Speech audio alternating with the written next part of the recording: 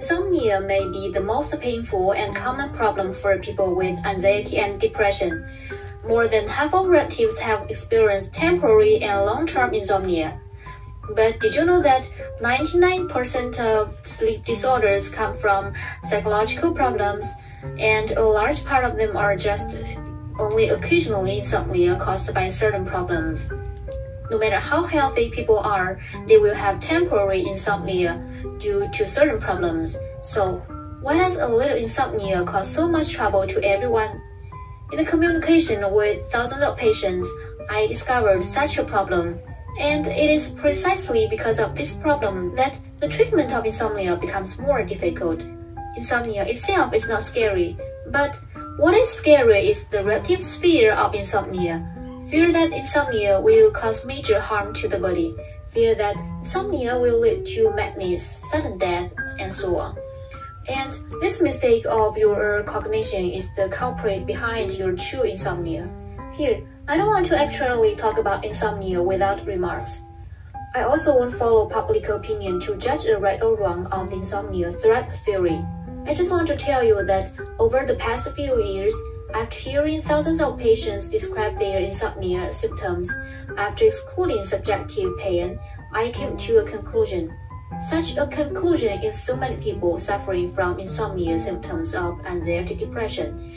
Among the obsessive-compulsive patients, no matter how severe the symptoms of insomnia are, there has never been a single case of major illness, madness, or sudden death caused by insomnia. Yes, you heard right, not even a single case.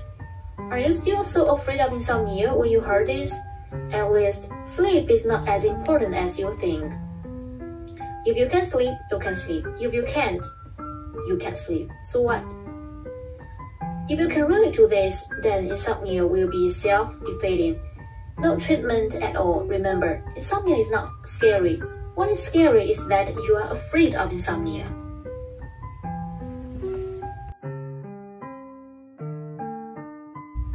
Is insomnia really that scary? I have done compression and analysis of many insomnia patients. The same is insomnia, and the damage to the body should be the same. But in fact, it is not. Here I will share two interesting cases with you. Mrs. Cui and Mr. Wang are both anxious and obsessive-compulsive patients. They both suffer from insomnia symptoms. The same anxiety and obsession, the same insomnia. The damage should be the same. The difference is that Mr. Wang, after a month of cognitive behavioral therapy, when it comes to sleep, I just tell him again and again that sleep isn't as important as he thinks, and as a result, interesting differences emerge. Mrs. Cui experiences insomnia every day and has difficulty falling asleep. She often finds it difficult to fall asleep at 1 or 2 o'clock in the morning. She's very obsessed with sleep. She is very worried. Guilt. This feeling made her almost crazy. Even when night falls, fear has already arisen. Even if I get up at noon the next day, I still feel exhausted and in pain. Mr. Wang is different. Mr. Wang's insomnia is more serious. He often can't fall asleep at 3 or 4 in the morning, and sometimes he's forced to stay up at night, and sometimes read books, listen to music, and achieved happy insomnia. It turned out that the next day, Mr. Wang did not feel much discomfort, and sometimes even felt energetic. This situation is not an exception, but a common one. The same insomnia, why are the results so different? This has to make us think deeply. Let us make a bold assumption. Assuming that the harm of insomnia to us is ill, then the harm or fear of insomnia to us is at least 10 to 100. So, insomnia is not terrible. What is really terrible is fear of insomnia. And if you can achieve happy insomnia, then the damage caused by insomnia to you will even be infinitely close to zero. After all, more than 90% of the disease is caused by negative emotions, and fear is the biggest negative emotion, which is more than fear. Get up. What does insomnia mean? Facts have proved that when relatives get rid of the fear of insomnia and start happy insomnia, insomnia disappears, at least for the vast majority of patients. So, let's have insomnia. Specific ways to treat insomnia. 1. Sleep is not as important as you think. 2. Instead of suffering passive insomnia, it is better to be happy and active insomnia. Close your eyes and think that as long as I close my eyes and rest my mind, my body can be healthy. I must not sleep tonight. Just close my eyes and rest my mind. 3. I can listen to books, listen to music, close my eyes and rest my mind. I'm enjoying it. 4. Don't fall asleep. I will fall when I fall asleep. 5. If you fall unfortunately, then you have overcome insomnia. 6. If you have successfully stayed up all night, you don't need to worry about the same for the second day and third day, because sleep is the genetic code of millions of years and will not be broken because of you. 7. Remember, insomnia is not scary at all. What is scary is the fear of insomnia. 8. Now, you can close your eyes and rest. My dears, have a good dream. Almost every day, relatives say to me, I'm cold all over, I must have a fever. So, why does the thermometer show normal body temperature, but I'm really cold? The ice is cold and there's no fever. After covering the quiet and turning on the electric blanket for more than 2 hours, not only did I not sweat, but I didn't even warm up. In fact, this is not a big problem at first. This level of coldness is completely tolerable for everyone, but hypochondriasis is unbearable. Some friends can't help but suspect that they have a major disease again, and their fears follow. On the other hand, although some friends do not have such obvious fear, they are weakly worried in their subconscious, worried that there is a problem in their body that has not been detected. Although this kind of worry is not violent, it will also keep your adrenaline from turning to normal, and the vicious cycle continues. In fact, being cold is not such a terrible thing.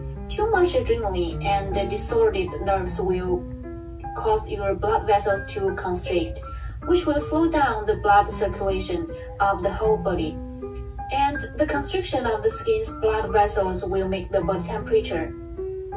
With higher blood flow, the amount of blood flowing to the skin is reduced, especially in the hands and feet farthest from the heart. Although this condition does not have any effect on the body, it does exist and it may occur frequently, accompanied by symptoms such as scalp tingling and goosebumps. In fact, this situation is not uncommon among healthy people. When people are nervous and afraid, it will also cause such symptoms.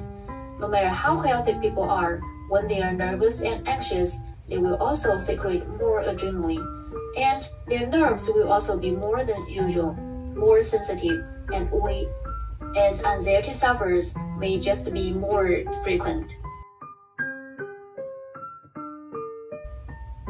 The symptoms of fever and cold all over the body seem to be opposite, but occur alternately. Patients often feel that they are hot, sweaty, or suffocated. They think they have a fever, but after measuring the temperature, they find that everything is normal, so they relax, breathing a sigh of relief. This symptom is not a typical symptom of anxiety disorder, but it is not uncommon. For fever symptoms, except in some special circumstances, relatives do not feel particularly afraid and worried, so I will briefly talk about the principle of fever, and everyone knows it. The principle is actually very simple. When healthy people are nervous and anxious, the blood flow will increase, and the central nervous system will respond to stress.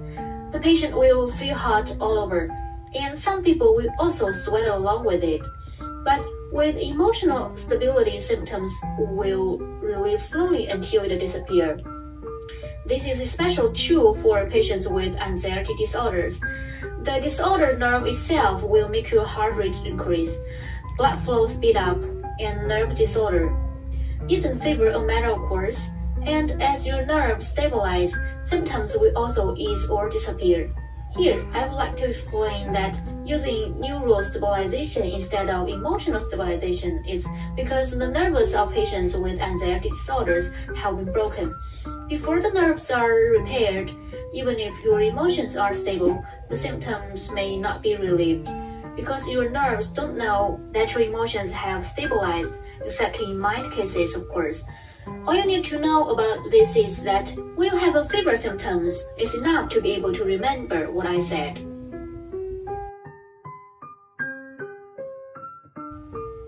Compared with friends who have chills and fever but no actual body temperature change, the real low-grade fever is more disturbing, especially when the low-grade fever encounters asymptomatic. This kind of anxiety will continue to heat up. In most cases, in the general perception of people, a cold, sneezing, a sore throat, or some part of the body inflammation is likely to have a fever. This perception is usually correct. However, if there is no cold or inflammatory reaction in other parts when the low-grade fever appears, the uneasiness will become hypochondriasis, and hypochondriasis will definitely become fear.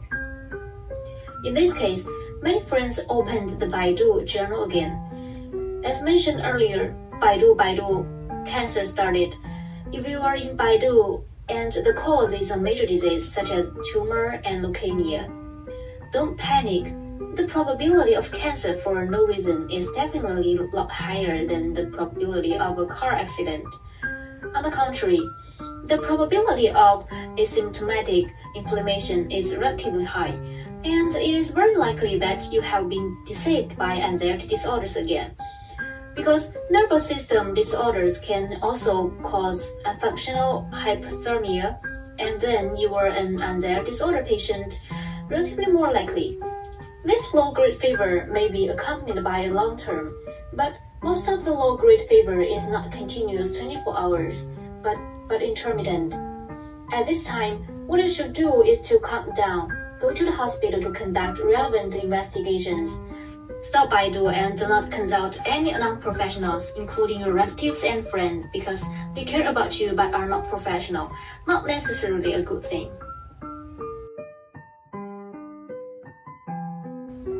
If you go to the hospital and rule out other causes of low fever, according to what I said, then please trust your doctor. Your body is fine. It's completely unnecessary to check again and again. Stop your worries and worries.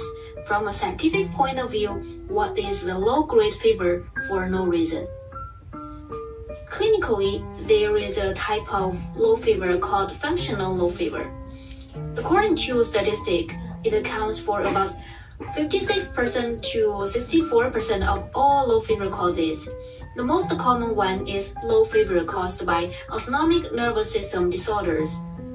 One member and the endocrine system interact with each other, and the disordered autonomic nervous system can easily lead to the disorder of the thermoregulatory control system, thereby causing a low fever state, which is often accompanied by accelerated heart rate, palpitation, dizziness, nausea, insomnia, irregular menstruation, a backache, symptoms such as sweating.